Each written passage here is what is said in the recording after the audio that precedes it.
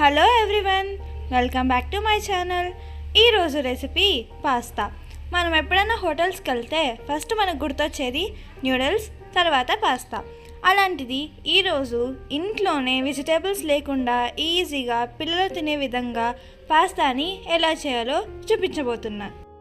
ముందుగా మరిగే వాటర్లోకి 1 table spoon salt, 2 to 3 table spoon oil అనేది యాడ్ చేసుకోండి. వాటర్ బాగా మరుగుతున్న టైంలో 1 కప్ పాస్తాని కూడా యాడ్ చేసి బాగా మెత్తగా అయ్యేంత వరకు ఉడికించుకోవాలి. పాస్తా మెత్తగా ఉంటే టేస్ట్ కూడా బాగా వస్తుంది. ఇలా 10 to 12 మినిట్స్ ఉడికించుకున్న తర్వాత వాటర్ అనేది సపరేట్ చేయండి. ముందుగా ఒక కడాయిలోకి 5 to 6 table spoon oil add చేసుకొని తరిగి పెట్టుకున్న ఉల్లిపాయ ముక్కలు, పచ్చిమిర్చి వేసి బాగా మిక్స్ చేసుకోండి. ఇప్పుడు తరిగి పెట్టుకున్న టమోటా ముక్కలు యాడ్ చేసి రుచికి తగ్గట్టు ఉప్పు, పసుపు, కారం పొడి వేసుకొని బాగా మిక్స్ చేసుకోండి.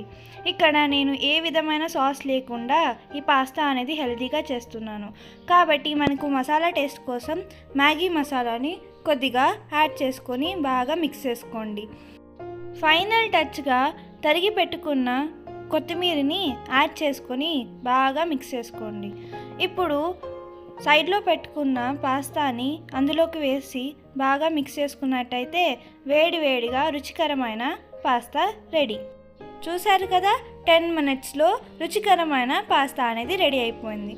మనం ఎప్పుడన్నా అర్జెంట్గా బయటికి వెళ్ళాలన్నా లేదంటే ఈజీగా డిన్నర్ చేయాలన్నా ఈ రెసిపీని ఒకసారి ట్రై చేసేయండి.